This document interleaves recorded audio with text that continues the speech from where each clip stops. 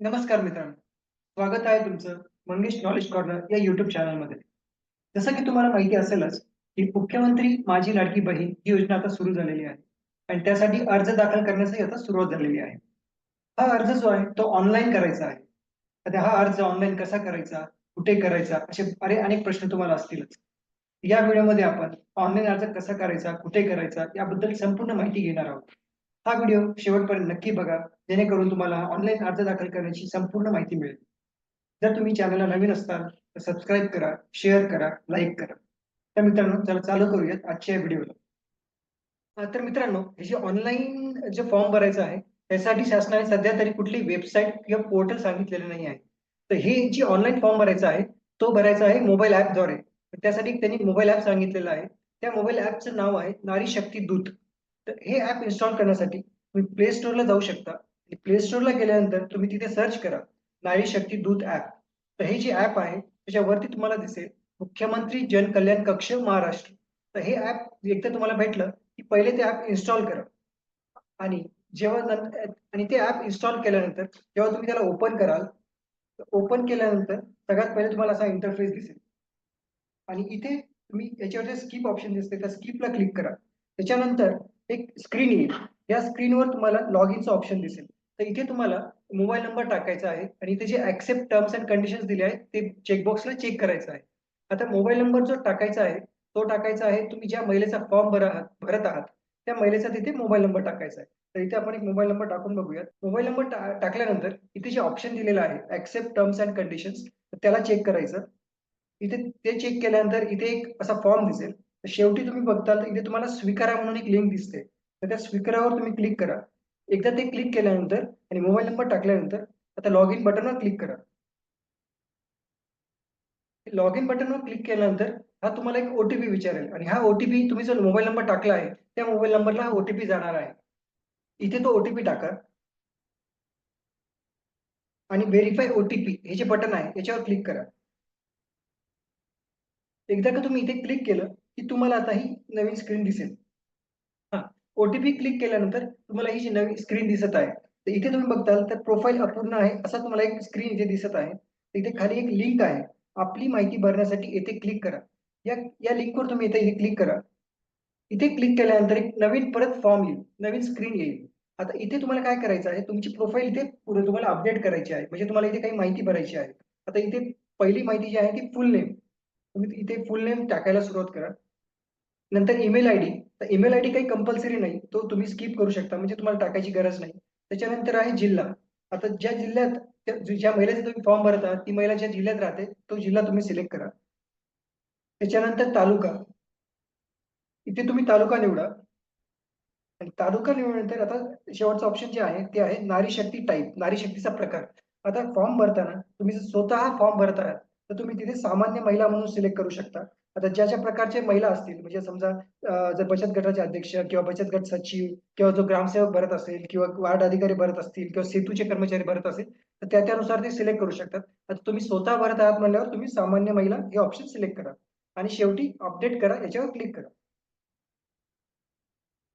ही screen आल्यानंतर तुम्हाला खाली 4 ऑप्शन दिसत आहेत. एक नारी शक्ती दूत, योजना, यापूर्वी केलेले अर्ज, प्रोफाईल. तर या 4 ऑप्शन पैकी जे नारी शक्ती दूत हे जे ऑप्शन आहे, हे जे बटन आहे इथे, त्याच्यावर क्लिक करायचं. तर याच्यावर क्लिक केल्यानंतर जी स्क्रीन आलेली आहे, तिथे सुद्धा तुम्हाला मुख्यमंत्री माझी लाडकी बहीण योजना हे ऑप्शन दिसत असेल. मुख्यमंत्री माझी लाडकी बहीण योजना. तर याच्यावर क्लिक करायचं. इथे मग एकदा याच्यावर क्लिक केल्यानंतर तुम्हाला हे परमिशन मागेल, तर तुम्हाला अलाऊ करायचं आहे. आता ही जी स्क्रीन तुम्हाला दिसत आहे ती अत्यंत महत्वाची आहे. कारण इथेच तुम्हाला तुमची संपूर्ण माहिती भरायची आहे आणि इथेच तुम्हाला तुमचे डॉक्युमेंट्स म्हणजे कागदपत्र पण अपलोड करायचे आहेत, जमा करायचे आहेत. तर या स्क्रीनवर काय काय आहे हे बघूयात. तर सगळ्यात पहिले तुम्हाला तुमचे संपूर्ण म्हणजे ज्या महिलेचा तुम्ही अर्ज भरत आहात तिचे पूर्ण नाव इथे तुम्हाला टाकायचे आहे. आता हे नाव तुम्ही जे आधार कार्डवर संपूर्ण नाव असेल त्या नावाप्रमाणे तुम्ही इथे ते महिलेचे पूर्ण नाव टाकू शकता. आता पूर्ण नावानंतर तुम्ही बघू शकता इथे एक ऑप्शन दिलेला आहे पतीचे नाव किंवा वडिलांचे नाव. आता पतीचे नाव किंवा वडिलांचे नाव तुम्ही जर बघू शकता तर पती किंवा वडील. आता जर अविवाहित असेल तर वडील आणि जर विवाहित असेल किंवा जर विधवा असेल वगैरे तर तुम्ही ते पतीचे नाव सिलेक्ट करू पती ऑप्शन सिलेक्ट करून तुम्ही जर पती सिलेक्ट केलं तर तिथे पतीचे नाव टाका, जर वडील केलं तर वडिलांचे नाव टाका. आता त्याच्यानंतर तुम्ही बघू शकता जन्मदिनांक. आता तुम्हाला त्या महिलेचा किंवा त्या अविवाहित मुलीचे तुम्हाला जन्मदिनांक तिथे सिलेक्ट करायचा आहे. तर तुम्ही त्यांचे जन्मदिनांक म्हणजे त्यांचं ज्या तारखेचा जन्म आहे ती तारीख तुम्ही तिथे सिलेक्ट करू शकता. आता त्याच्यानंतर तुम्हाला एक तिथे त्यांनी सेक्शन दाखवलेलं आहे अर्जदाराचा पत्ता आणि इतर माहिती. आता या सेक्शनमध्ये याच्यामध्ये काय काय आहे हे बघूयात. सगळ्यात पहिले आहे जन्माचे ठिकाण. पहिले इथे काय काय आहे ते बघूयात. इथे आहे जन्माचे ठिकाण म्हणजे त्या महिलेचा जन्म ज्या ठिकाणी झालेला आहे तर त्याचा जिल्हा, तर त्याचा जिल्हा तुम्ही सिलेक्ट करा. त्याच्यानंतर त्याचं जे गाव किंवा शहर आहे ते सिलेक्ट करायचं म्हणजे त्या जिल्ह्यामध्ये कोणतं गाव किंवा शहर होतं ते तिथे टाकायचं आहे. त्याच्यानंतर त्याची कोणती ग्रामपंचायत, नगरपंचायत, नगरपालिका, महानगरपालिका म्हणजे ते कोणत्या ग्रामपंचायतीमध्ये किंवा नगरपंचायतीमध्ये, नगरपालिकेमध्ये किंवा महानगरपालिका हे तिथे सिलेक्ट करायचं आहे.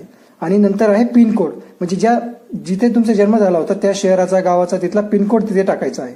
आता हा पत्ता, तर पत्ता जर तुम्ही बघितला तर तुम्ही सध्या जिथे तुमचा पूर्ण पत्ता आहे, जिथे राहत आहात तो पूर्ण पत्ता इथे टाकायचा आहे. त्याच्यानंतर आहे मोबाईल क्रमांक. आता मोबाईल क्रमांक म्हणजेच त्या महिलेचा जो मोबाईल क्रमांक आहे जो तुम्ही आधी वापरला होता तो मोबाईल क्रमांक तुम्हाला इथे टाकायचा आहे. त्याच्यानंतर आहे आधार क्रमांक. आता आधार क्रमांक तो पूर्ण जो तुमच्या आधार कार्डवर जो आधार क्रमांक आहे तो पूर्ण आधार क्रमांक तुम्हाला इथे टाकायचा आहे. त्याच्यानंतर तुम्ही बघू शकता जो सेक्शन दिलेला आहे तो म्हणजे जर शासनाच्या इतर विभागामार्फत राबवण्यात येणाऱ्या आर्थिक योजनेचा लाभ घेत आहात का. म्हणजे जर ऑलरेडी तुम्ही जर एखाद्या योजनेचा लाभ घेता, तुम्हाला जर त्याचे काही पैसे मिळत आहेत जसं की तुमचं PM किसान योजना असेल किंवा तुमचं संजय गांधी निराधार योजना वगैरे, तर कोणत्याही समजा इतर योजनेचा जर तुम्हाला काही लाभ भेटत असेल, पैसे भेटत असतील तर तिथे तुम्हाला होय किंवा नाही सिलेक्ट करायचं आहे. तर तुम्ही बघू शकता इथे बघितलं तर तुम्हाला 2 ऑप्शन आहेत, होय किंवा नाही. जर तुम्ही होय सिलेक्ट केलं तर तुम्हाला मग किती लाभ भेटत आहे ते रक्कम वगैरे काय ते तुम्हाला टाकावं लागेल. जर तुम्हाला काहीच त्याचा कुठल्या योजनेचा लाभ भेटत नसेल दुसऱ्या कोणत्या तर तुम्हाला तिथे नाही सिलेक्ट करायचं आहे. आणि त्याच्यानंतर मग बघितलं तर वैवाहिक स्थिती. आता वैवाहिक स्थिती म्हणजे तुम्ही विवाहित आहात की अविवाहित आहात. तर अविवाहित आहात, विवाहित आहात, विधवा आहात, परित्यक्त आहात किंवा निराधार वगैरे, तर हे जे तुमचं जे काही असेल त्या महिलेचं ते तुम्हाला तिथे सिलेक्ट करायचं आहे. आता तुम्ही बघता नंतर आहे अर्जदाराचे खाते म्हणजे त्याचेच तुम्हाला बँकेचे पूर्ण डिटेल्स तिथे टाकायचे आहेत.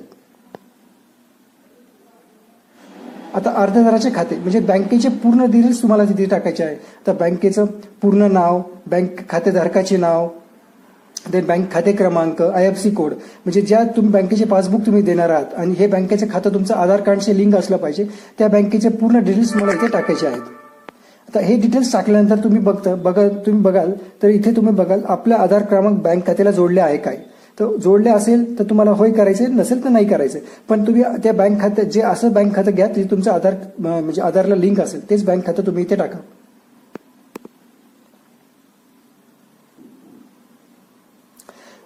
आता खाली जर तुम्ही बघितलं तर इथे तुम्हाला आता सगळे तुमचे डॉक्युमेंट्स म्हणजे कागदपत्र जमा करायचे आहे. तर इथे सगळ्यात पहिले जे जमा करायचं आहे ते आहे आधार कार्ड. तर तुम्ही जर आधार कार्ड इथे क्लिक केलं तर इथे काय होईल, तुम्ही तुमच्या आधार कार्डचा जो फोटो काढून ठेवला असेल तो फोटो तुम्ही इथे अपलोड करू शकता. म्हणजे तुम्हाला इथे तो फोटो जमा करायचा आहे. तसंच आता दुसरं जो कागदपत्र आहे ते आहे अधिवास किंवा जात प्रमाणपत्र. म्हणजेच एक तर तुम्ही डोमासाईल सर्टिफिकेट जर काढलं तर ते तुम्ही ते देऊ शकता. पण डोमासाईल सर्टिफिकेटला त्यांनी आता पर्याय दिलेले आहेत, जसं की 15 वर्षापूर्वी काढलेले तुमचं रेशन कार्ड किंवा तुमचा जन्माचा दाखला किंवा तुम्ही शाळा सोडल्याचं प्रमाणपत्र असेल किंवा मतदान कार्ड असेल. म्हणजे या 4 ते 5 डॉक्युमेंट जे आहेत त्याच्यापैकी एक तुम्हाला इथे जमा करायचं आहे. आता त्याच्यानंतर आहे उत्पन्नाचं प्रमाणपत्र. आता उत्पन्नाचं प्रमाणपत्र आता आणि हे जमा करण्यासाठी तुम्ही जे फोटो तुम्ही काय करायचं, तुमच्या कागदपत्राचा फोटो काढायचा आणि नंतर त्याचे ऑप्शन असेल तिथे ते क्लिक करायचं, त्या बटनावर क्लिक करायचं. त्या बटनावर तुम्ही ते क्लिक करायचं आणि मग तिथे ते कागदपत्र जमा करायचं. आता दुसरं आहे उत्पन्नाचं प्रमाणपत्र. आता उत्पन्नाचं जे प्रमाणपत्र आहे ते एक तर तुम्ही ते काढलं असेल तर ते तुम्ही सबमिट करू शकता, किंवा जर तुमच्याकडे पिवळे किंवा केशरी राशन कार्ड असेल तर तुम्ही ते त्याच्या इन्कम सर्टिफिकेटच्या म्हणजे उत्पन्नाच्या दाखल्याऐवजी ते पण तुम्ही इथे जमा करू शकता. नंतर आहे अर्जदाराचे हमीपत्र.